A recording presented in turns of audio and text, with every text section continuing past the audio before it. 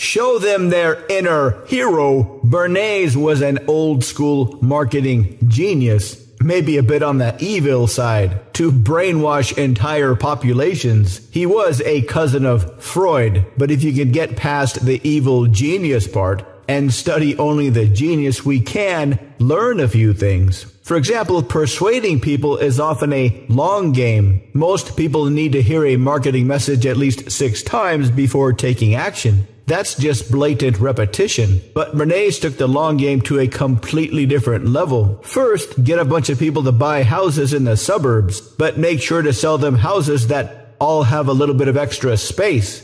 Once it becomes fashionable to have a house in the suburbs with extra space, you start pushing pianos, all based on signaling. Having a house in the suburbs with extra space indicates you can afford the extra space. Then later when you start to market pianos, it hits a couple of extra buttons. One is that the piano is the perfect thing to put in that extra space.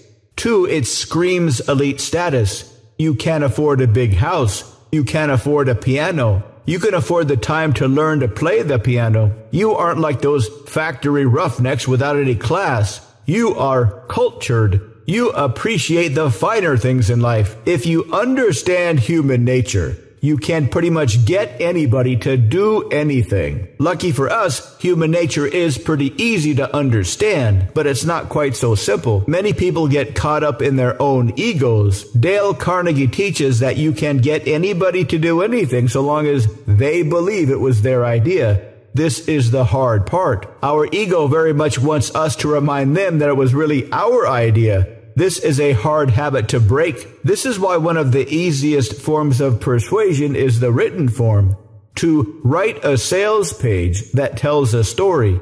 And from that story, the reader will decide to take action. This is part of who we are. We watch or read a story, and we very much want to be like the hero of the story. And heroes always face challenges and overcome obstacles. So if you can figure out a way to tell a story that matches with your reader, you've got it made. The reader wants the product or service, otherwise they wouldn't be reading. But so far they haven't made a decision to buy this. This is when they can imagine they are the hero. And as the hero of the story overcomes the obstacle, the reader of the story will overcome their buying obstacles. And everybody lives happily ever after. To learn more, visit mindpersuasion.com/live-training.